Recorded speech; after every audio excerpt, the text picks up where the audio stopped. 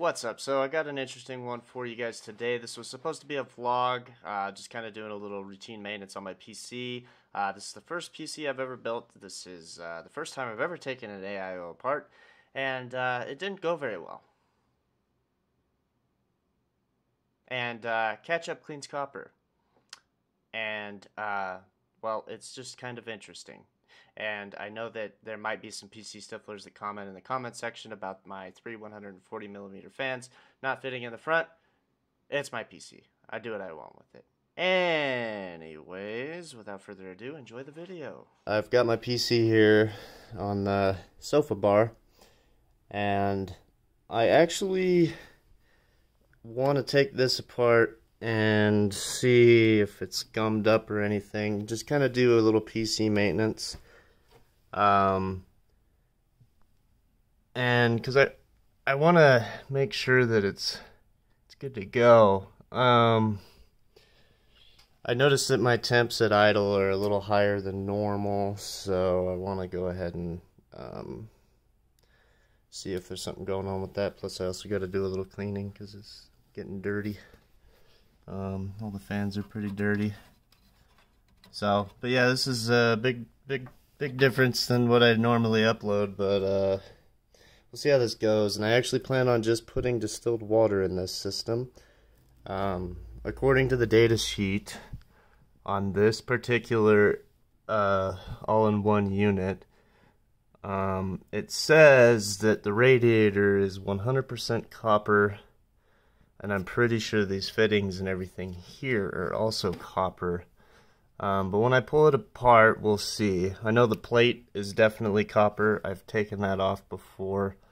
But yeah, so we're going to see if we can maybe get a little cooler temperatures with just distilled water. So I'll be back once this is pulled apart and I can inspect it. Yes, now we got all the panels popped off, the plastic pieces popped off, the fan shrouds. Now we'll get to pull the cooler off. Oh yeah. Just a quick tip, when you have a top-mounted radiator like this, the only reason I have a top-mounted radiator like this is because my hoses aren't long enough to reach to the front. But I do plan on extending these hoses and actually kind of expanding on this AIO actually and whatnot. But anyways, undo these screws first on this mounting plate, because otherwise you're going to sit here and just hold your radiator, and that doesn't sound like fun. So that'll make it a little easier when removing the radiator. As you can see right off the bat here, we've got some gunk in here. That is not on the outside, that is inside the glass. So as you can see it move around with the bubbles. So I'll probably end up disassembling this whole thing and taking it apart and cleaning it thoroughly. So yeah. As you can see, I've cleaned off the thermal paste on that and the thermal paste on the cooler itself, and also pulled the whole shroud out with the fans, just because it's easier to do this and unplug all these than it is to sit here and unscrew all these screws. And I'm probably just going to leave the radiator attached with the fans just to make this a little faster. Well, this is it, the point of no return. Trying to film this with one hand and do this with the other is kind of difficult.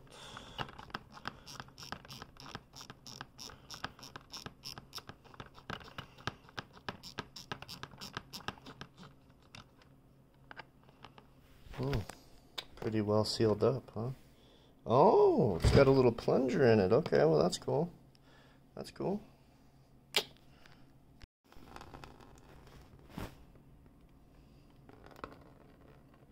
Oh, there goes my gasket. I have to put that back in.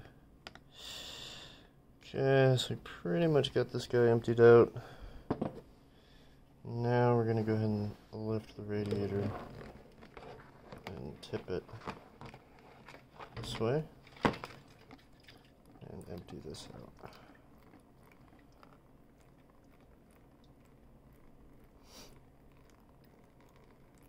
We'll be back in a second. So I'm just going to use Q-tips. As you can see, this Q-tip's pretty dirty. And I've kind of disassembled this a little bit, and this is kind of what it looks like. But yeah, it's pretty dirty, and the copper plate, even the screws are copper. So I'm pretty sure everything in the system is copper or like plastic material. Therefore, distilled water should be just fine by itself. Anyways, and so now I'm going to remove this pump so that I can get in here and clean all this gunk off the rotor and stuff. Get it all nice and clean in there. But I have to unscrew it here to take the pump off because I can't pull this top piece off. And also this little indented section here is for the plate O-ring. So you definitely want to make sure that that is clean before you reassemble. Yeah, so I'll be back in a sec. And so now we had the pump out, and it's just chilling right there for now. I'm going to clean this reservoir out, and then I'll get to the pump. And to clean this out, I'm honestly just going to use Q-tips and clean it out the hard way. As you can see, the copper on this is pretty tarnished. So I guess this whole system is not copper. This plate here, this plate is not copper. So yeah, you do want to mix the distilled water with something that will inhibit corrosion between these two compounds, because this mounts right to the copper and it's causing some problems there. So, ladies and gentlemen, I've done goofed. Might have fucked this up. I thought this was metal, but it's clearly not, as you can see. It is definitely plastic, and it melts at a pretty low temperature. And I'm sure you're noticing the scruff marks here on the sides and whatnot, and then obviously the clear porosities in the plastic here. Well, that is because I used a blow dryer, and I stuck it right on this hole here, and well, melted the shit out of this.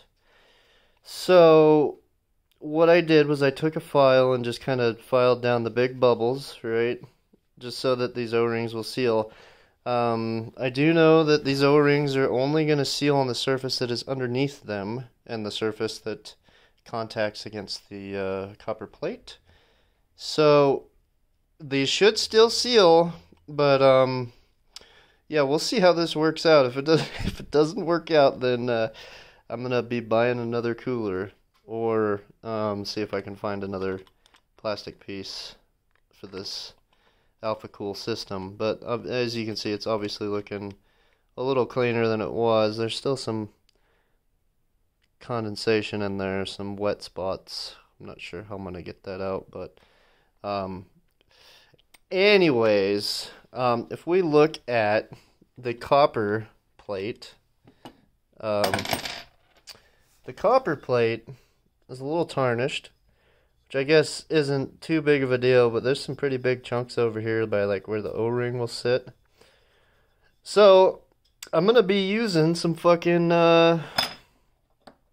well, I got on YouTube and I pulled out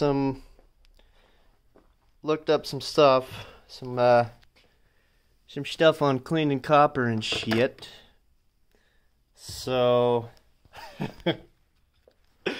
and I found out that salt and vinegar works really well.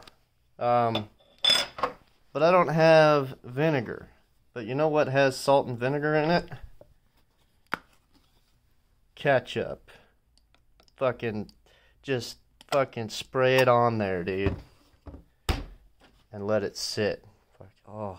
Anyways, we'll be back in a couple minutes once I've cleaned this mess up and let this soak for a minute to see if anything has changed.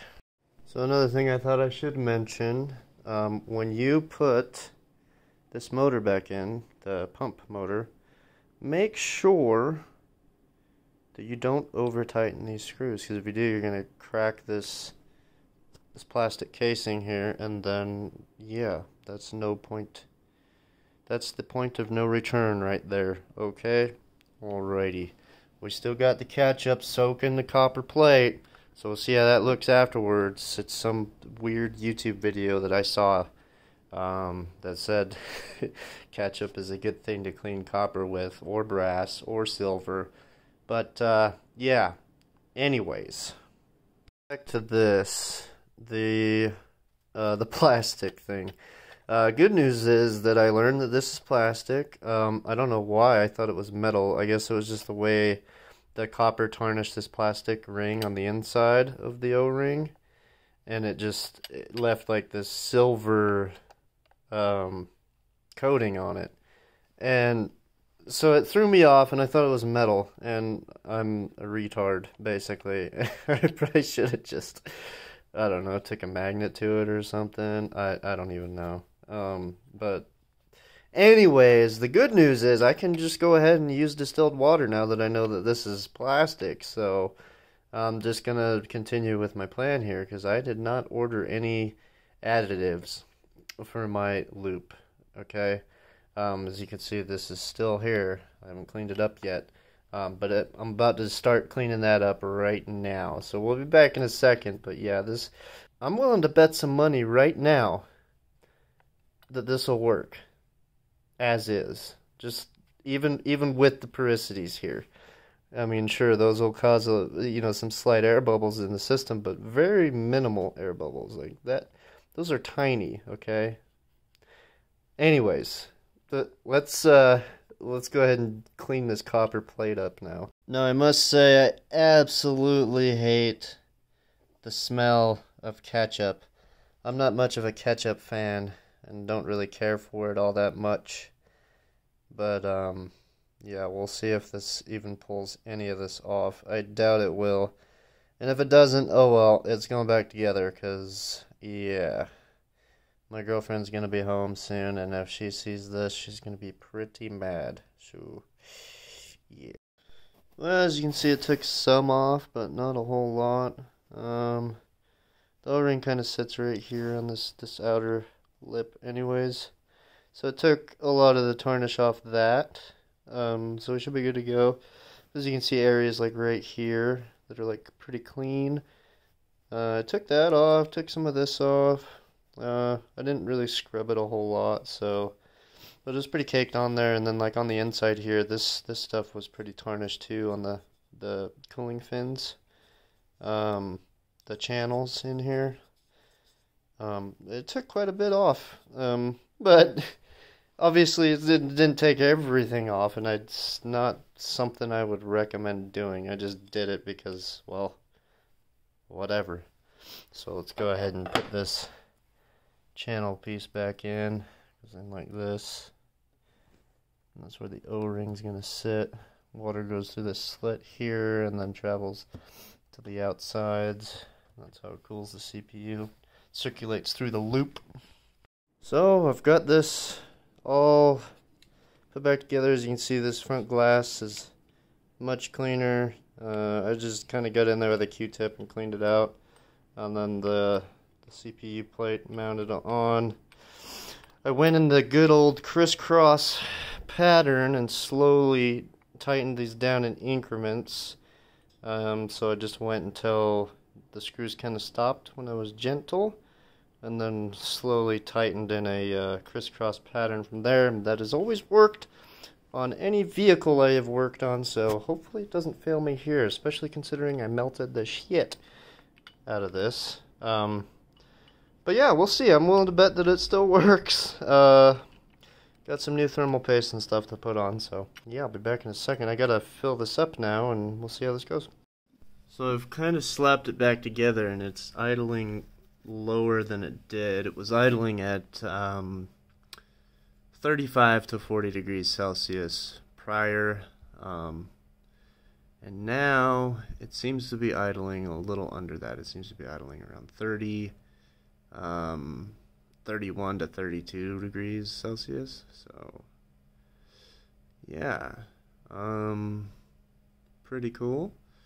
I don't have it all the way together yet. I've just got it It's still kind of torn apart, so airflow isn't as it would be with all the covers and stuff on. So, but yeah, we'll see how this works. And so far, we're not leaking anything. Pretty good to go.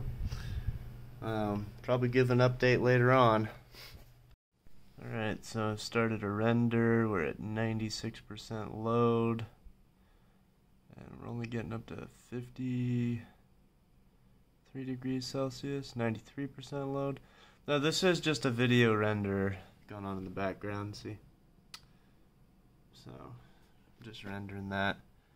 And this is at a slight overclock. This Ryzen 7 3800X is overclocked to 4.1. Base is 3.9. I have the core over boost, or whatever it's called, core over boost feature disabled because it makes this thing idle really high temperature wise, and I don't like it. So 60C isn't too bad for almost full load. That seems to be cooling better than it was. But this also, I doubt that this loop is fully equalized, as I just barely put it in. But this is a good little test here to see. There is 12 minutes remaining on this, so we'll see how hot it gets. So as you can see, it seems to be normalized around 35.5 C, which is still lower than it was idling before. Before it was idling closer to 40 C. Sometimes even above 40, 45 C, depending on the room temperature. But this is a lot better than it was before, and now it's dropping. Cool. Definitely a lot better than it was before. Not bad, not bad. So doing this with an AIO might be worth looking into if, I mean, obviously you would want to use a different